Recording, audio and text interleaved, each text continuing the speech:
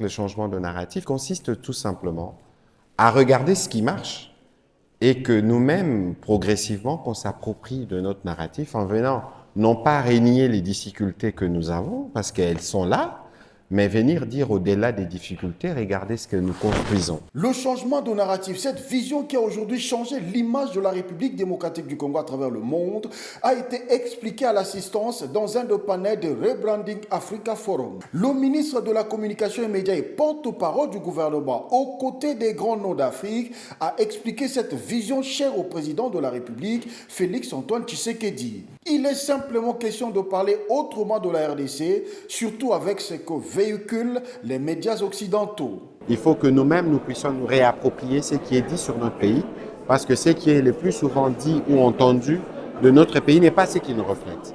Nous avons évidemment une situation d'insécurité, nous avons effectivement des défis à relever, mais nous pensons aussi qu'il y a une jeunesse résiliente qui s'élève matin et soir et qui arrive à faire vivre ce pays-là. L'exemple typique de ce changement de narratif va rappeler le porte-parole du gouvernement congolais, c'est ce qui est vécu à Goma, la résilience d'une population qui émerge malgré la guerre. Ça, les médias n'en parlent pas. J'ai regardé les jeunes qui aujourd'hui, depuis 1994, les jeunes qui ont 30 ans à Goma sont nés dans la guerre.